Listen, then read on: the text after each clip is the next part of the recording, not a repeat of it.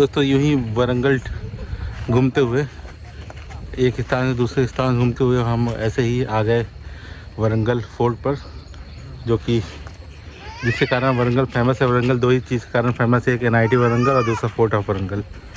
तो चल के देखते हैं फोर्ट में क्या क्या है। वैसे बताते हैं कि अब र्यून सी बचे हैं, काफ़ी हद तक फोर्ट डैमेज हो गया है। तो चल के देखते हैं वारंगल फोर्ट।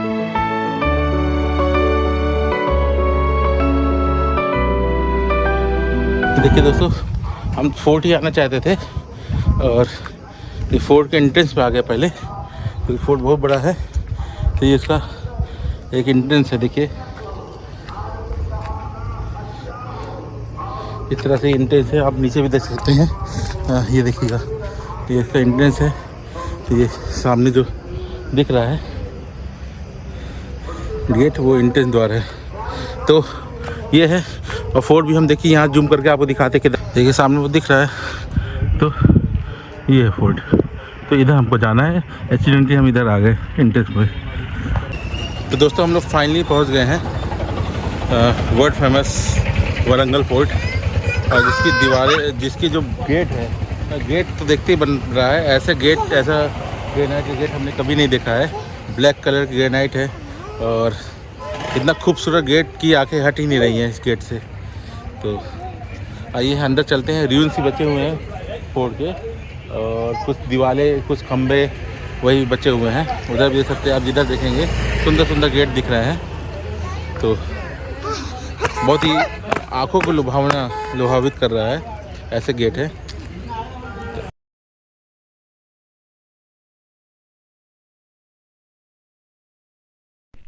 देख सकते हैं दोस्तों, सिर्फ र्यून सी बची है, और ये र्यून इसलिए बची है थी क्योंकि तुगलक डायनेस्टी में गियासुद्दीन तुगलक के बड़े बेटे उलुग खान ने 2 बार इस पर अटैक किया, और फिर तीसरी बार मोहम्मद बिन तुगलक ने यहाँ अटैक किया। और तीसरे अटैक में उसने पूरा जो है स्वयंभी मंदिर भगवान शिव का, उसको भी पूरा डिस्ट्रक्ट कर दिया, और पूरा महल ही तहस नहस हो गया। तो ये बहुत ही ब्रूचुअली इसको अटैक करके पूरा नष्ट कर दिया गया था। दोस्तों ये खूबसूरत, जैसे हमने अभी बाहर बताया, खूबसूरत गेटों से भरा हुआ है। ये खूबसूरत र्यून्स भी है।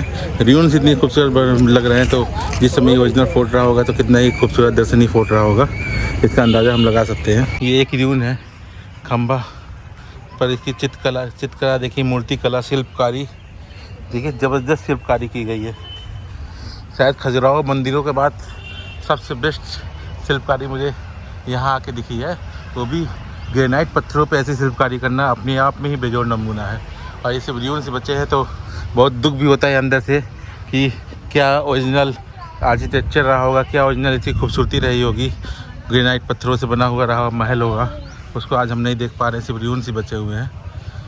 तो ककतिया राज में ये किला बनाया गया था, ये पैलेस बनाया गया था, और आप देख सकते हैं क्या भव्यता रही होगी जिस समय इसको बनाया गया था। पर कुछ संघर्ष के कारण, कुछ समय के साथ साथ भूकंपों के कारण ये सब सिर्फ र्यून से बचे हैं, और जो हम इसकी रियल ब्यूटी देख सकते थे वो नहीं देख पा रहे हैं। तो दोस्तों यही कहना है कि शायद हमारे किस्मत में नहीं था इतना खूबसूरत, ये किस तरह से ब्लैक कलर का पूरा फोर्ट रहा होगा अपने समय में। देखिए क्या ज़बरदस्त शेर है, क्या ज़बरदस्त मानूमेंट है, हाँ, जिसको हम नहीं देख पा रहे हैं। सिर्फ एक थोड़ा सा जो बचा हुआ चीज़ है, थोड़ा से र्यून्स, बहुत थोड़ा से र्यून्स ही बचे हुए हैं। क्योंकि अभी हमने बाहर देखा था 2 तरफ से इसके एंट्रेंस गेट्स हैं। तो अगर 2 तरफ के इसके एंट्रेंस गेट, तो आप समझ सकते हैं कि भव्यता कितनी रही होगी। और एंट्रेंस गेट भी इतनी नज़दीक नहीं है, लगभग 1 किलोमीटर पर इसका एंट्रेंस गेट है। तो आप इसकी भव्यता देख ही सकते हैं। और देखिए इसके र्यून्स, क्या शिल्पकारी का तो बेजोड़ नमूना ये पेश करता है ये। और अगर आप हमारे पीछे देखेंगे तो ये रथ शेप का कोई ये है, जिसमें एक रथ का शेप जैसे लग रहा है। ओरिजिनल स्ट्रक्चर क्या रहा होगा ये नहीं बता सकते हैं, पर अद्भुत शिल्पकारी दोस्तों। सही मायने में हम बोल सकते हैं कि ये वर्थ विजिटिंग है। जो भी रूइंस बचा हुआ है वो अपने आप में भी एक अपनी कहानी बयां कर रहा है, और जिसको हम शब्दों में नहीं बता सकते हैं।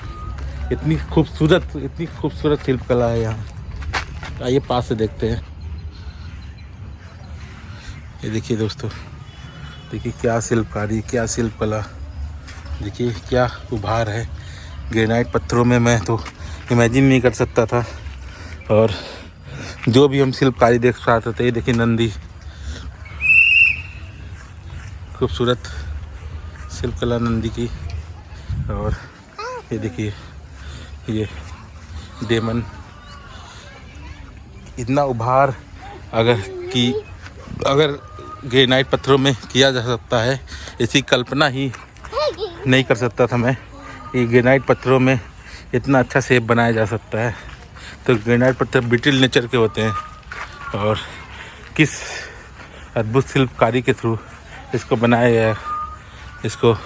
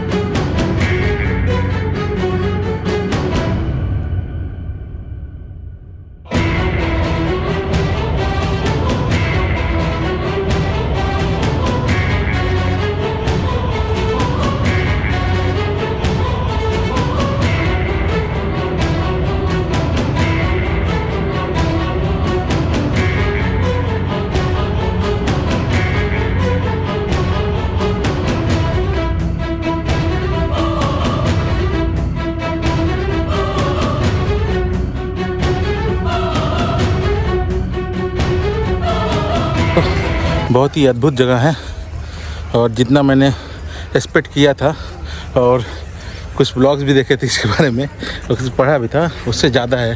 वो जस्टिफाई जो ब्लॉग्स लिखा भी है लोगों ने, और जो लिखा भी है उसको ये जस्टिफाई नहीं करता है। तो शायद मैं इसके बारे में कुछ और लिखूँगा, क्योंकि जो भी चीज़ लिखा गया है उसको जस्टिफाई, इसकी कलाकृति को, इसकी आर्किटेक्चर को वो जस्टिफाई नहीं करता है। तो मुझे लगता है कि इसके बारे में थोड़ा सा और इलोबरेट करना चाहिए।